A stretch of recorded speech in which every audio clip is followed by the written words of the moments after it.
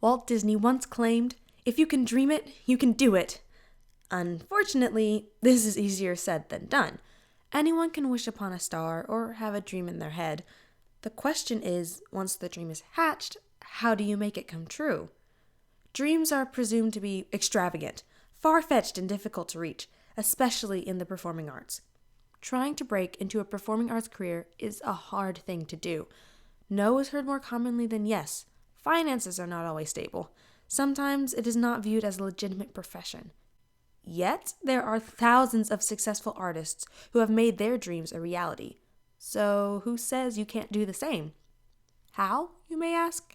By turning those dreams into goals.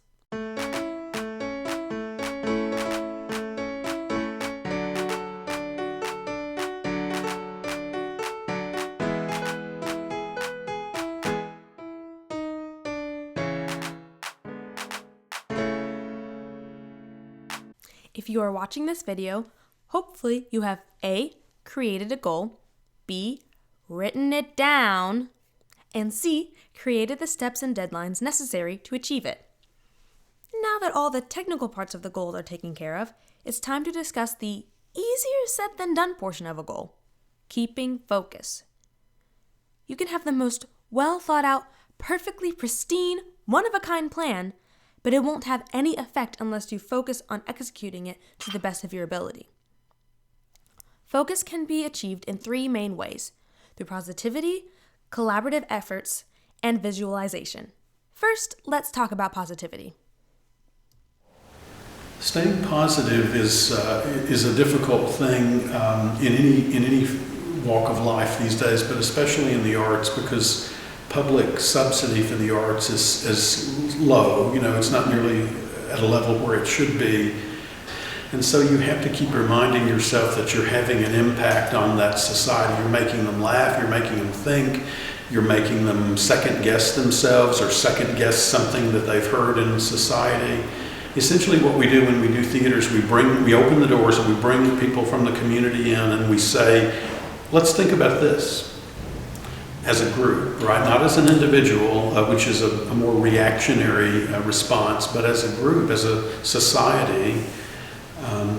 And that's something that I think is important and will continue to be important. The more we move toward the digital age, the more people are going to need to connect as a group, as a community.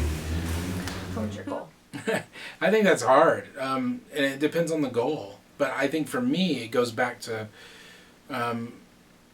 what I was saying about before you set a goal, you have to know what your values are. You have to know what, and I guess those two are a goal in a way, but it's a little bit different. And the way I define values are things that you're willing to fight for every time.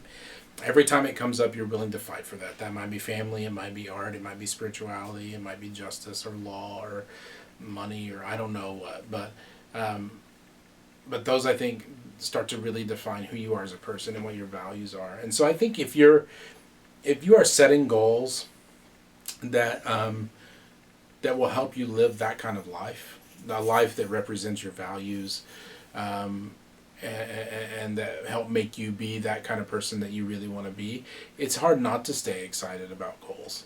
There's always hard times. There's always times where you want to bang your head against a wall because, it's taking longer than you think it should, or you didn't think about this one part of it, and then you have to walk down a whole different road that's like 12 steps long in order to get back onto the main path. But I think as long as your goals are related to your vision for your life and your values, it's easier to stay excited about them. Well, to stay positive, I kind of tell myself, well, this is what you want, so you kind of have to work up to that point. But if I get frustrated with a song, I usually work on parts of songs where I'm struggling, and if I get frustrated, I usually take a break for a few minutes just so I can kind of calm down and then get collected, then go back to it and practice again.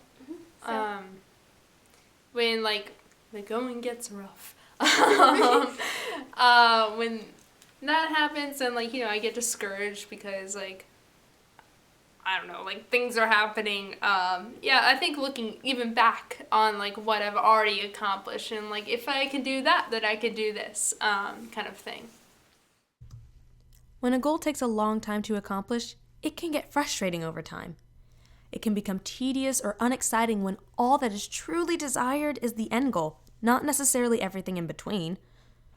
Concentrating on the future is actually a great way to help ease the pain of the tiresome tasks. When problems arise, looking towards the future instead of dwelling on the past reinstates the passion for the project. Say you have a goal of enhancing your tap dancing skills by successfully doing a pair of wings. You constantly do the exercises necessary to do it, but you don't seem to be improving. This can be really discouraging. At this point, let your passion and reasoning behind your goal's creation step in. Remember why you wanted to learn wings in the first place. You want a solo at your next recital. Let that push you and motivate you until you get the job done. Positivity also comes from your behaviors. Mr. Rivers states that the mannerisms and mindsets will either cause restraint of the steps or they will give you the necessary push towards the goal by enforcing the steps. So keep your mindset positive and confident, and they will naturally fuel the focus to continue your project. Focus can also be maintained by having a group of supporters. These people can be made up of family, friends, teachers, or instructors. Pick some people to explain your goal to. Describe the purpose behind it and ask them to keep an eye on you and your progress as you work towards the goal. They are also a great source of encouragement if you become discouraged. They'll remind you why you started the goal in the first place and may be able to get you back on your feet.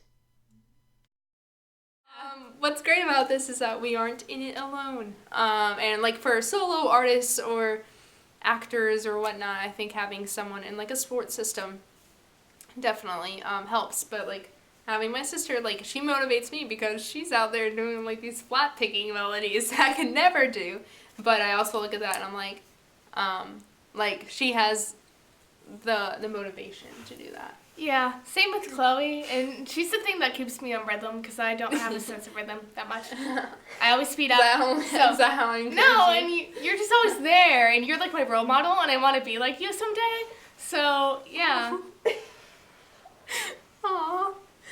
I have a wife and I have 2 daughters, and they are very supportive of me living out my dream. This job that I have is a dream job, and I think anytime you get to be kind of an artist full time, that there's just something really exciting about that, and you do need people who continue to encourage you, because in art, you also deal with a lot of criticism. So you're living out these goals that you believe are important to the community, that reflect who you are and your vision for your life, and then people can be really critical about those things. So you do need people to say, you know what, you did a great job, and in spite of the criticism, you're working towards something, who can help you re-identify what your destination is. You know, sometimes you lose sight of what your destination is and you get mired down in other things, and you need someone to walk alongside you to go, you know what, like let's refocus on like what the actual destination is, and then they can also just be helpers on your journey, which is great too.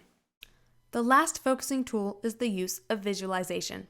The notebook I asked you to start in the last video, you can pull it back out now. Notebooks are a great visualization item. Not only will it contain the goal itself, but by filling the notebook with details about your goal, its conclusion, and the progress in between, you can keep track of every step, setback, and accomplishment as the goal completion journey continues. Claire Westwood suggests creating flowcharts, graphs, pie charts, and photographs in order to illustrate the progress being made to meet the goals. Focus through visualization also comes from the imagination. As performing artists, we have a lot of it. Yeah, one of those things is like you imagine what you completely like doing the performance perfectly. And kind of seeing that in your mind, you're like, oh, that could be attainable. Though it's not gonna go perfectly every time, you want to work towards that, I guess. Yeah, like what I was saying is that before a performance or like at a competition and I'm about to do this whole like song, this flat picking song, I usually try to visualize the music in my head and like see me doing it perfectly, because that helps you better more. Perfect practice makes perfect. Imagine the feeling of the goal finally being fulfilled at the end of the journey. Imagine the payoff and the hard work you have completed to get there. Use it as encouragement, especially when the journey is particularly challenging. There is one overlapping theme between each of the categories. Encouragement. Encouragement is a great way to jump back onto the focus wagon because it can provide the butterflies and excitement to get your goal. Use positivity to support you when you're in a funk.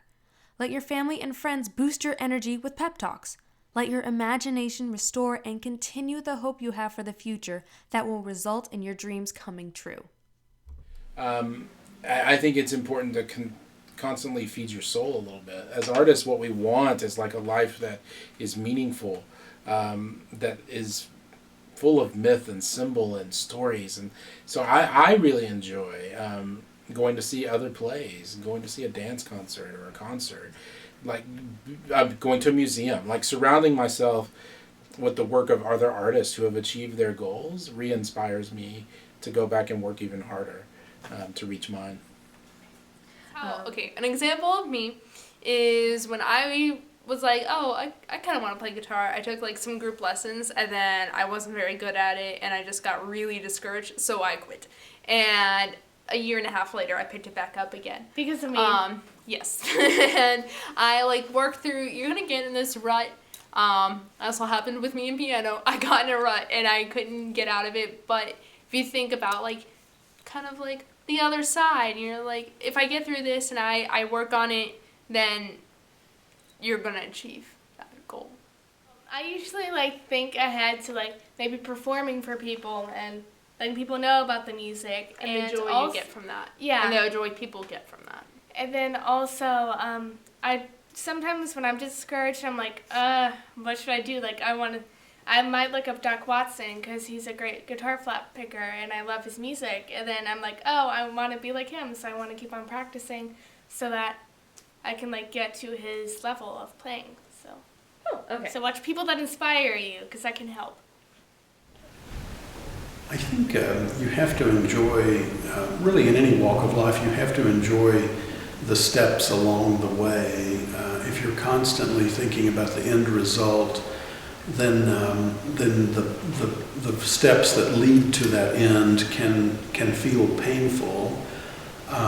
You have to find a way to enjoy each of those steps. There's a sort of joke in the theater world that says the producer is the guy with the broom in his hand, and that's really true. If you want to make art, and as I do, as I strive to do, you have to understand that your art is more important to you than it is to anybody else. People will like it, people will love it, some people won't notice it at all, but the ones that love it will never love it as much as you love it. And so you have to enjoy the process of building it, not just the process of standing back and looking at it after it's been built.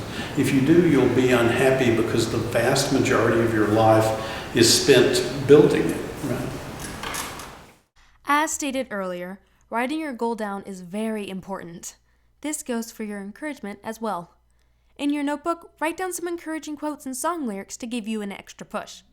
Create a vision board of your goal and all you hope to accomplish. Use these as a constant reminder of the passion behind your plan and as mediums to push you to the finish line.